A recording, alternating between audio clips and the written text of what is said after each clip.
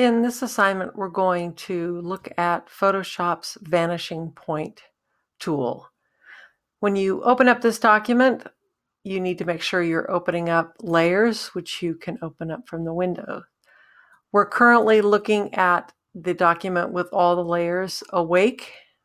I want to start out this assignment by having you turn off the top layer, which is the name of the cereal, and the layer below that, which is the image of cotton candy. And we're just going to look at this layer here and select that. That will be the layer we're working on. Vanishing Point is a tool in Photoshop that allows you to map out planes on an image. And using Photoshop's intelligence, you can set up a set of planes on an object, and Photoshop will take that information and map out either images or type onto that shape. But it's probably easier understood just by diving in and working on an assignment. So the image is down here. I have a color fill that you can get at later, which is an adjustment layer. You can change the color of the box, but let's click on the Vanishing Point layer, and let's now go to Filter and go to Vanishing Point. Now what comes up is a secondary window which is featuring the image. So by default, we're in this top tool, which is creating planes. And so this is basically just taking your mouse and clicking, boom, clicking in that corner up there, clicking down in that plane, and then closing it up here. Now, if you've done a decent job, the plane will reveal some gridding in blue. If you've not done a great job, and I'm just going to show you this, if you did this and it's not really aligned properly, the software is going to show those grids in yellow, which is caution, do not try this unless you've corrected this. So let's grab a corner point and let's move back into place. And as long as those grids are revealing in blue, you know you're in a pretty good place. So now what you can do is hold down your Command key and then, hold down your Command key and pull on that edge. And now it's actually pulling out and creating what it is interpreting as this side of this image.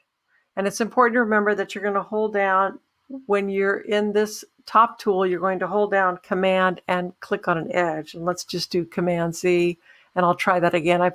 You have that awake after you've created that first shape. You're holding down Command and just grabbing this little point here, and you pull on it, and you don't have to keep Command key held down. You can just pull on it, and now it's actually dragging out, creating a plane.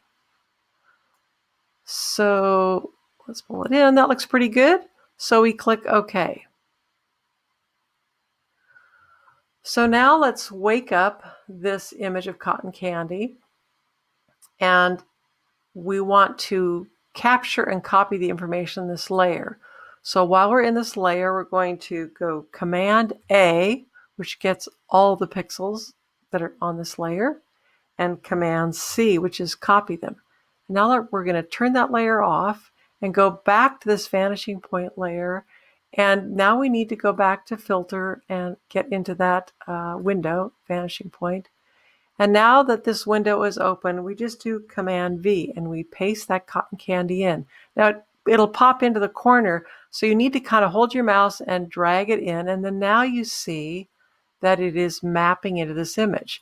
Now I want to point out that if you hold down your mouse and drag it away, you can Command T, you can scale it down, and you can pull down. It's a little bit of a funky, you kind of have to play with it, but basically I've scaled down this image. You could try this. You could just get into Filter, Vanishing Point, and Command V, and before you get it to map into that shape, you could Command T and scale it down there. Now, I also want to point out that even though 2019 doesn't require you to hold down the Shift key when you scale. When you get into this feature, you are going to have to hold down your Shift key. It somehow, that improved feature doesn't function in the Vanishing Point.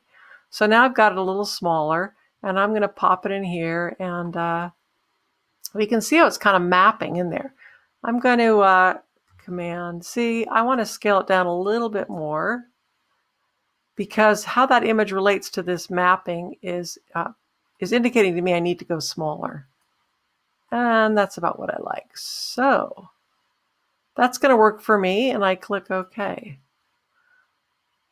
So notice that my reference image was in this layer, and once I copied it, I just hit it. I don't need it anymore. See, that's the original image. So now I've got that mapped out. Now I can go into my adjustment layer, and I can find another color that I think looks more cotton candy-ish.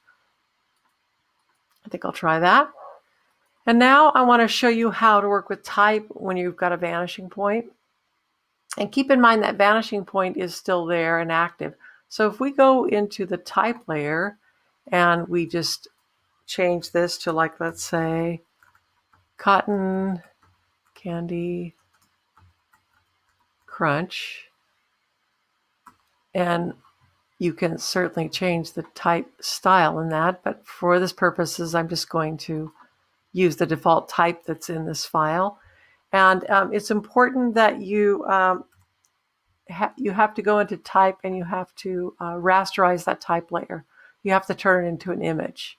And now that it's an image and I'm on that layer, I just do Command A, Command C, then I hide that layer, and I get back into my Vanishing Point layer, and I go to Filter, Vanishing Point, I wake it up, and Command V, and I'm going to drop that in there.